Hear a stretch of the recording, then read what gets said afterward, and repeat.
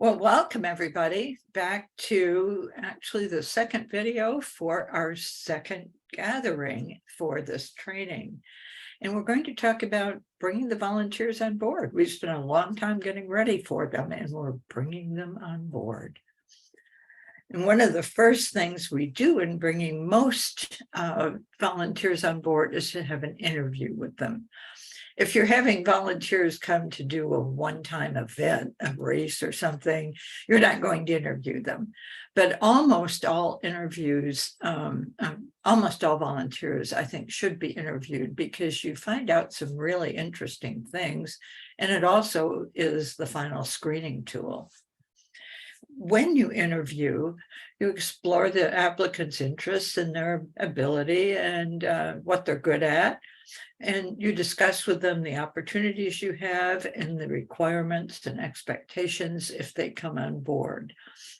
And actually, an interview starts out kind of like a sales talk, but it can be diverted in another direction if you're seeing that maybe you don't have a match. You might want to then change the tone of it partway through. Why do we interview? Well, as we've mentioned, sometimes it turns out that, oops, maybe this isn't a match.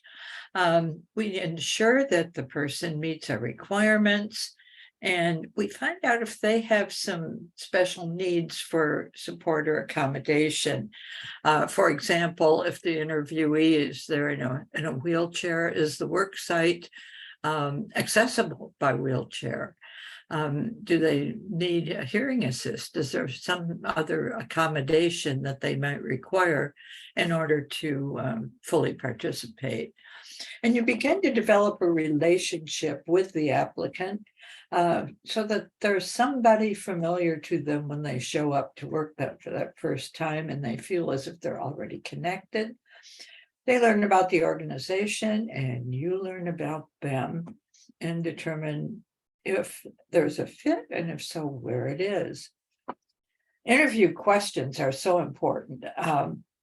They welcome the applicant and begin to inform them, but also just by the way they answer, you get a sense of their personality, their motivations, and their skills and experience. And you can find out what drew them to apply here and to see if it seems to be a fit. There are wonderful interview questions and guides to interview questions in your workbook on pages 19 and 20. And be sure to look at those before you come to our time together. Besides, and next after we interview, we do orientation, or sometimes if you have a large organization and a lot of applicants, you might do a group orientation first, and then for those who still stick with it, do interviews. But typically we interview, and those who we agree should work with us, then we have orientation. Orientation comes with 3 parts. People need to know about the cause, the system, and the social environment. The cause, well, you've already written a great mission statement that's going to tell them the cause. They probably read it and learned and are aware of it, but you emphasize it in the orientation. And then how does your system work? What's the structure? How do they sign in? Are they supposed to keep track of their hours? How do your systems work? What are the processes that they need to be aware of when they come in and volunteer? And then they need to know about the people, both the people they'll be working with and the people they'll be serving. And then something that's a little nebulous, but it's important, is the culture of your organization. How formal or informal is it? How open is it? How stiff or do people stay separate, or do they interact readily? Do they laugh a lot? They just need to get a sense of, what does this feel like? And then their social orientation is actually introducing them to the place where they'll be working, and ideally to some of the people they'll be working with. And that actually can be extremely important. If, for example, a potential volunteer shows up for orientation and they realize they're 25 years younger than anybody else they see around, they may question, do I fit here? And they may ask you some questions about that. And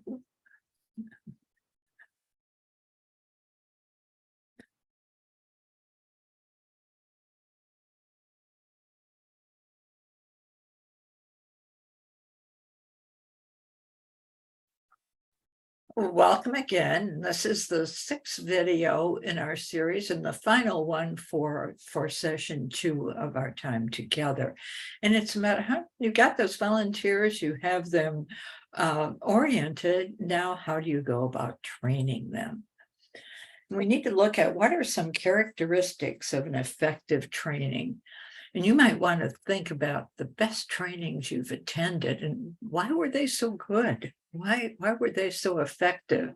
And from what you can remember, you can learn a lot about what makes a training effective, or even what training did you go to that was really bad? You can learn from that.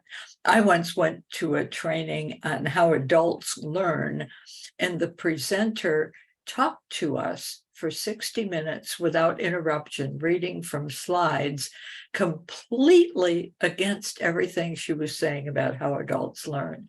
So it was learning, but in a kind of strange way. So training actually exists to provide volunteers with the abilities they need to do the work that they're going to do. And they need 3 kinds of training, and that's sometimes called by professional trainers the KSA. They need the knowledge, the skills, and the attitudes necessary to perform whatever it is that they're assigned. And an effective training design doesn't assume you're starting with a blank slate. These are adults who already have experience and skills, and they need to acknowledge that. Effective training is also interactive, unlike the 60-minute lecture I went to. And it employs the different ways in which people learn, the visual, auditory, and experiential. I'm showing you slides, but I'm also talking, and then the experiential will come when we get together or when you do some of the exercises before you come. And ideally, the training is applied. If there's some way they can do a role play or act out what they'll be doing, or give it a shot as part of the training, what does it feel like to do this? That's ideal. It can't always happen, but when it can, it's a good thing. And interaction is absolutely essential. Adults can listen to somebody lecture for about 15, sometimes 20 minutes, and then their minds are going to wander. You've noticed, I'm sure by this point, that these videos are around 15 minutes long. So that's about as long as you're willing to sit and listen to me talk at you. Then you need to do something. In a training, you need to have them share with the person next to them, maybe take a quiz, or they can get up and move around. For example, when I'm doing training for volunteer managers on recognition, and we're doing it in person, I have them stand up and form a line across the whole room, each of them facing me. And then I give a kind of recognition, like a banquet. And if they would respond favorably to a banquet, they step forward. If they would respond unfavorably, they step backward. And if they're neutral, they stay put. So you get a sense of their response, and they get to move around. So you engage their senses. You show them what, with slides or with a tour or whatever. You tell them, as I'm doing right now in combination with some pictures, and then if possible, you let them try it. That's the experiential part of training, if they can just give it a shot and see if they can really do it. Every training design should begin with, what are we here for? The purpose of this training is, and as a result of it, you should be able to. You're probably almost tired by now of that information for this training. We keep telling you that this training is to identify the elements of effective volunteer engagement and explore the strategies and what you should be able to do at the end.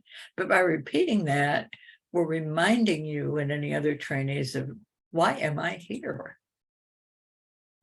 Trainings are built with building blocks. And the best way to design a training is to list, what do people need to know? What skills do they need to have? And what attitudes do they need by the end?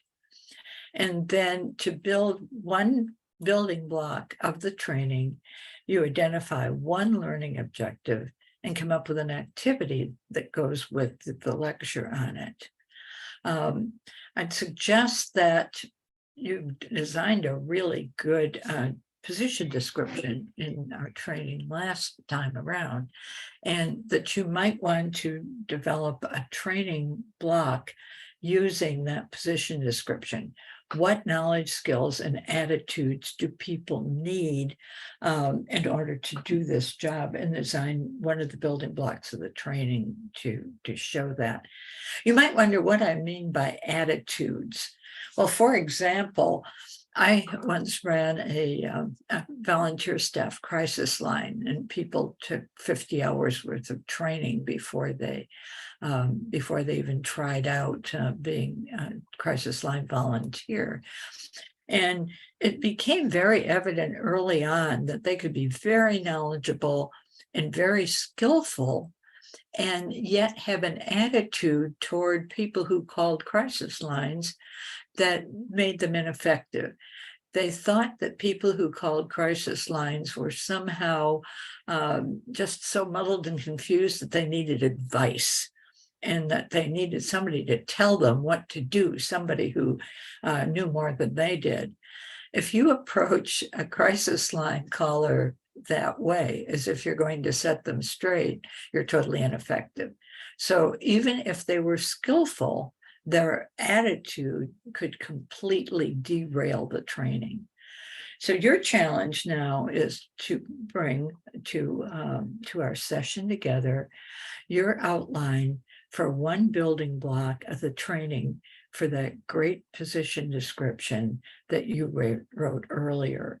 And you'll get to share that outline with one another. And I can't wait to hear it. Some of them are alike, and look forward to seeing you.